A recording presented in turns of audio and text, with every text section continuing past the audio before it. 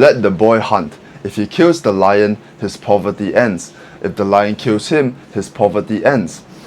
A lot of us operate life with a huge fear of failure, a huge fear of showing interest, putting ourselves out there, taking that risk, saying no to somebody. All these kinds of things that have the fear of failure are terrifying to us, and a lot of our parents try to protect us from that. A lot of our parents stop us from taking risks. They shame failure, they shame this and that. People shame trying. Somebody who's valiant enough, who's daring enough and brave enough to put themselves out there in the face of the public to try and fail is shamed. But what success is garnered without trying, right? You have to try. You have to put yourself out there, at least a little bit. And the more you do, the happier you feel about yourself, the more fulfilled you feel, the better you feel about yourself, the more proud you feel about yourself, and the higher the quality of your life will be, because the more risks you take, the more you stand to win. This quote tells us so much. If you put yourself out there and you get the win, you get your desired outcome, you get those vanity metrics you want or whatever it is that you were seeking, you win. Amazing. Then what's the worst that can happen? You get bitten. You get the consequence of the risk you took.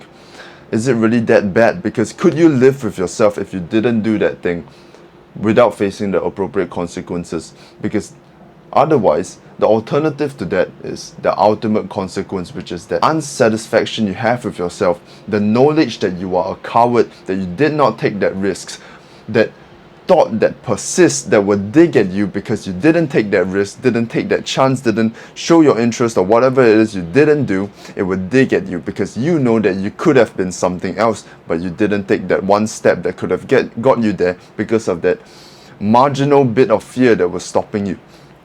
Now that consequence of regret will hurt you so much more than the consequence of whatever risk that you are going to take, because in this world of safety nets, what risk can really affect you? Like, really think about it, right? You quit your job to pursue something that you genuinely care about. What's the worst that can happen to you? Of course, if you have plenty of responsibilities, like you already have a child and a wife to take care of, then there are other concerns at hand. But if you are alone, or you have not much responsibilities to take care of, you can afford to be broke. You can afford to be under government welfare and being on the streets.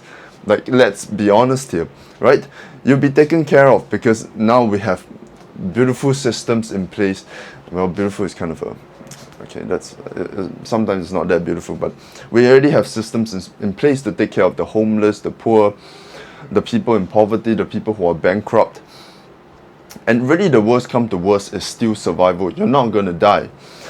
You might be shamed by your family and friends. You might get this and that, but the consequence, the risk that you're really taking nowadays is minute to little. Let's be honest here.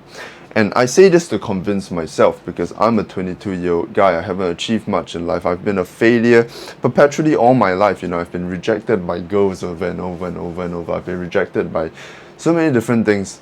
I've been doing YouTube for fucking years prior to this. Out of consistent effort for five years on a gaming channel, I got to maybe 3,000, 5,000, 6,000 subs-ish.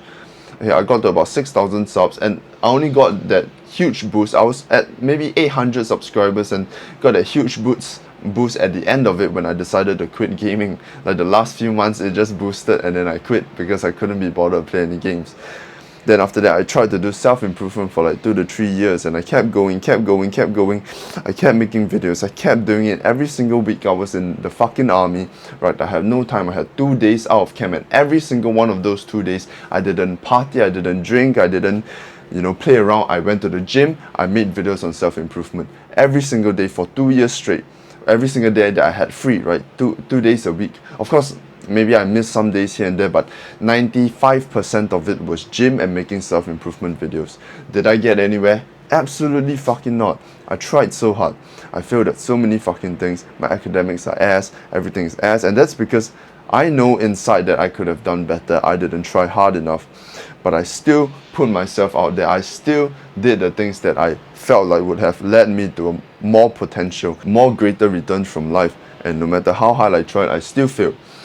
But if I didn't try, if I didn't even, spend that appropriate amount of time doing the things that I wanted to do, doing the things that I thought would bring me better things, I would be disgusted with myself right now. I would have so little self-esteem. I'll have so little self-worth because I didn't take that chance. And even if I failed after all that time, do I really feel terrible about it? No, because the mindset has stuck with me to keep going, to keep trying new things. And does that mean that, maybe I'm digging myself a further hole? Should I just give up? We have one life, man. What kind of gay shit is giving up? We can choose to get back at this every single day. And the alternative is to do nothing. And can we really live with ourselves doing nothing? How does it feel to do nothing? You try it for a week and you feel disgusted with yourself, right? You feel like you could have been so much more, and you realize that when you take something deliberately, you can make progress so fucking quickly at it. Taking a risk, trying and failing, and dealing with the consequence is most likely always going to be a win. The biggest risk, the biggest pain you could receive are probably all short term. There's no real suffering or hurt or pain that you get from failure. None of it. It's all in your head, it's all in the perspective, it's all in the social construct kind of public shaming that it doesn't really matter to you. And as long as you keep going, no one can say anything when you finally made it. I heard this analogy somewhere, right? Having a personal brand is like masturbating in front of someone. You look like the fucking weirdo while you're doing it, but if you keep doing it and they continue looking, they become the weirdo. Very random analogy, but things still stand. Put yourself out there, take a little risk. Pride yourself on somebody who tries.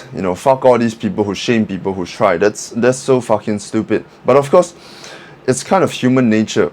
We will always try to, if we see somebody attempt to do something that we haven't done, we're going to try to pull them back down to our level in every different realm. And it is just human nature. Even I find myself, laughing at, if I see a stupid guy trying to do something different, I'm going to laugh at him. If I see somebody taking way too much initiative on volunteering and he seems inauthentic, I'm going to laugh at him. I'm a judgmental and critical guy. I'm not going to pretend that I'm not, and I'm especially judgmental of myself. But it is your responsibility to try without caring about what other people think. And of course, even if you care, you're going to do it anyway, because would you really be satisfied with yourself if you didn't, just because people would shame you for it? Hell fucking no. What kind of life do you want to live? How do you want to see yourself? You're really gonna fucking avoid doing that just because somebody thinks it's weird? Hell fucking nah. Stand for what you believe in, even if it means standing alone. You got this, brother. I love you. It's about to